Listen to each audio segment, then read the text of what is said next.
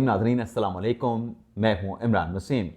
नाज़रीन, आज के प्रोग्राम में हमारे साथ मौजूद हैं सीनियर सहाफ़ी तज़ियाकार हसन अयूब ख़ान।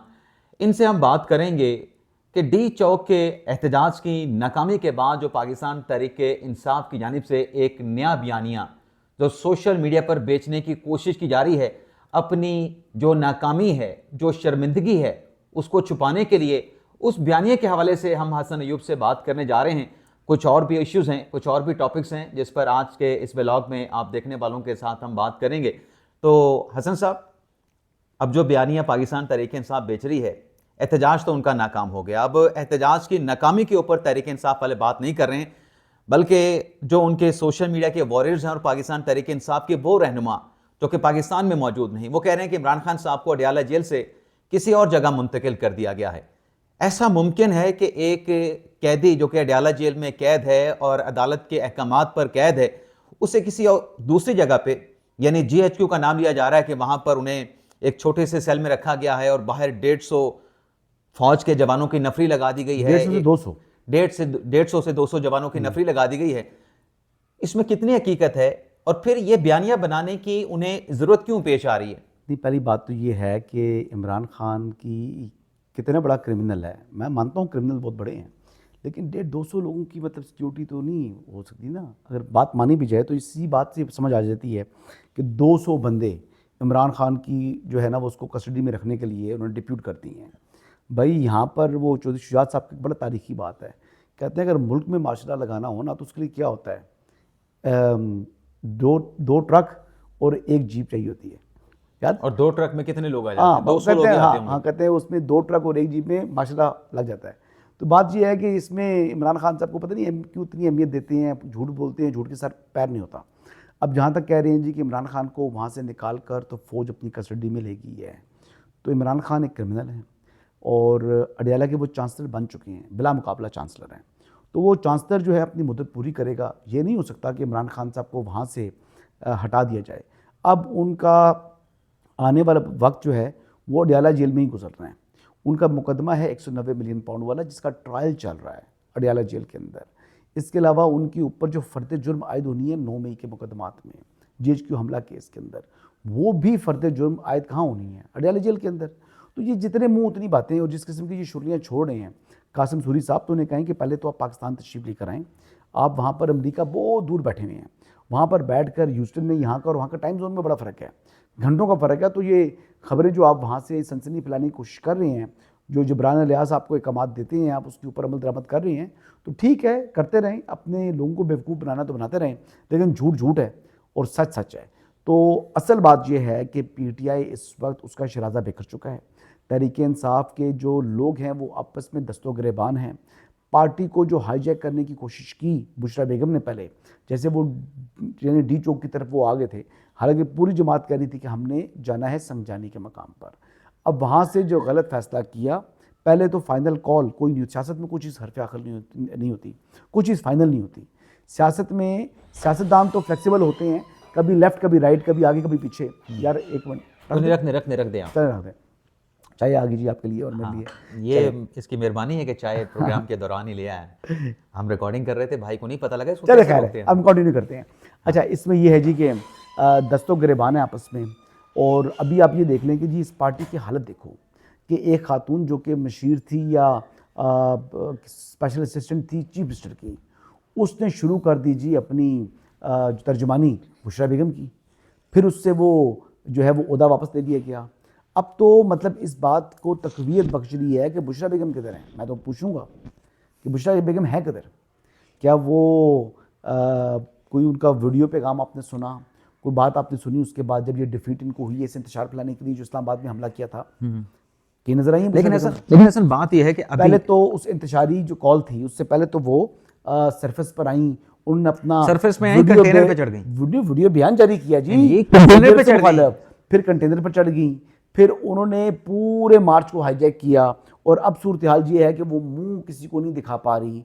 क्या वाकई उनको अगवा किया हुआ अली मीन गंडापुर ने, जैसे वो अफवाहें सुन रहे हैं? सोचने की बात है ना। और अगर नहीं किया हुआ तो वो क्यों नहीं पब्लिक को फेस कर पा रही, वो क्यों नहीं अपना कोई ऐसा ऑडियो या वीडियो बयान जारी करती?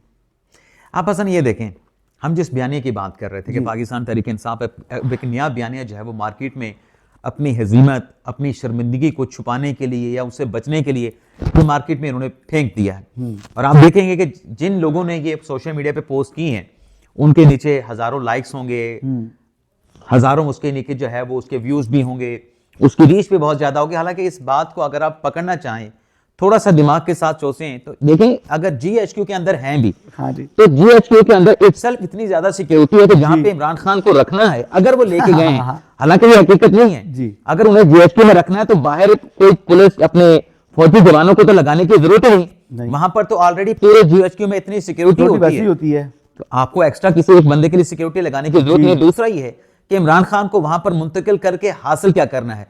अब कहने वाले तो ये भी कह रहे हैं कि इमरान खान साहब को वहां पे जहर दे दिया जाएगा, बल्कि कुछ लोगों ने लिखा कि जहर दे दिया गया है। पहले हार्पिक जिस तरह दिया था बुशरा बेगम को, जी हाँ, फिर वो हार्पिक नहीं निकला ना, फिर कोई ऐसी चीज़ नहीं निकली। तो बेसिकली यार ये झूठ बोलते हैं। पहले उन्होंने लाशों के पीछे छुपने की कोशिश की, अब समझ आ गई कि लाशें तो वाला जो चीज़ तो हमारा जो है वो बयानिया मर चुका है, दब चुका है। फिर अब रात को एक झूठी उन्होंने वीडियो पीटीआई ऑफिशियल से रिलीज़ की गई।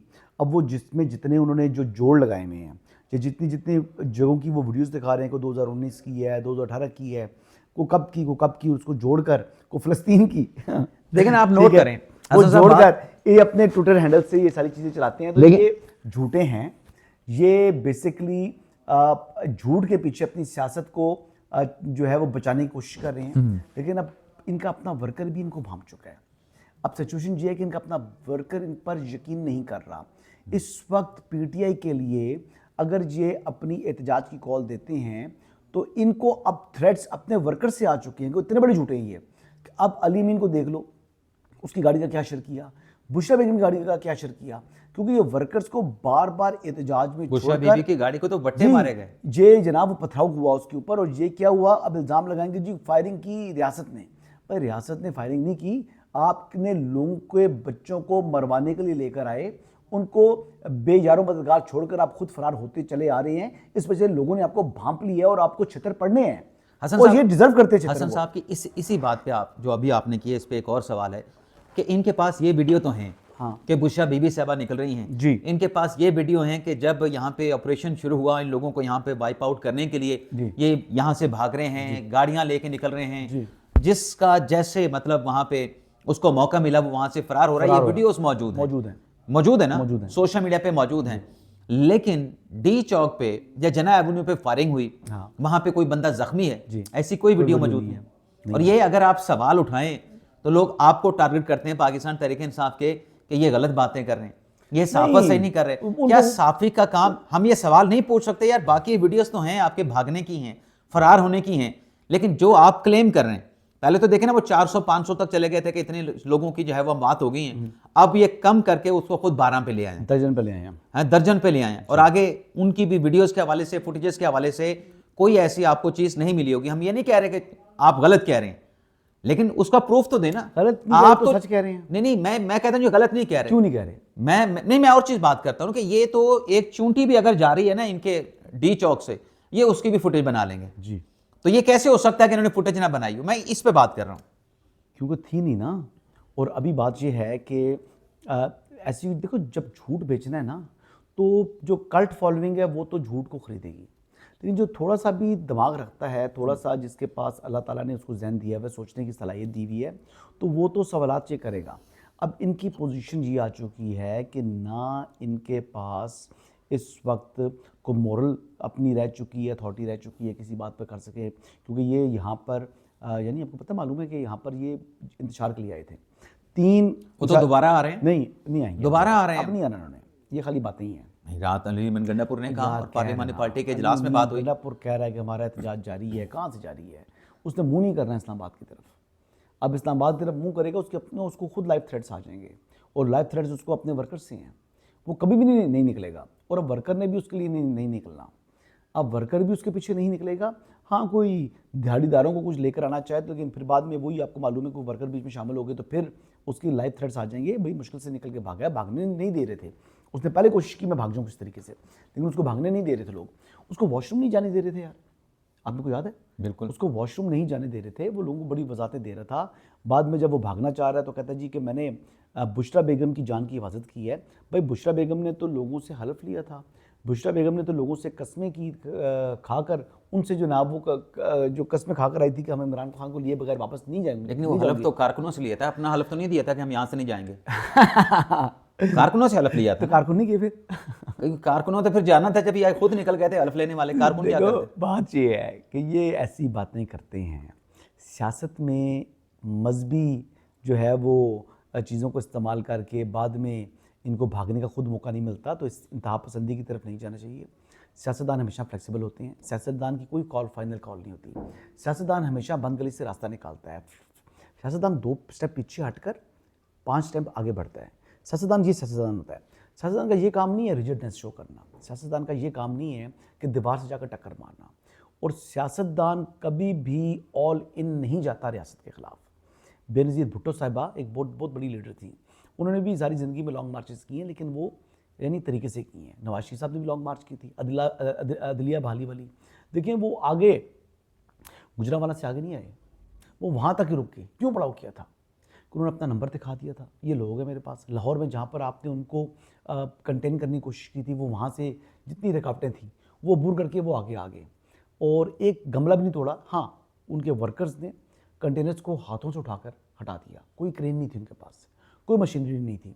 अब ये कई लोग जो है ना, अच्छा ये बताएं आपको इनका मुस्तकबिल क्या नज़र आ रहा है? मैं बताऊँ, कई लोग अब ये बयानियाँ बनाने की कोशिश करते हैं जी कि लॉन्ग मार्च तो बिलावल भुट्टो ने भी की थी, लॉन्ग मार्च तो मरीम नवाज़ ने भी किए हैं इमरान खान के दौर में।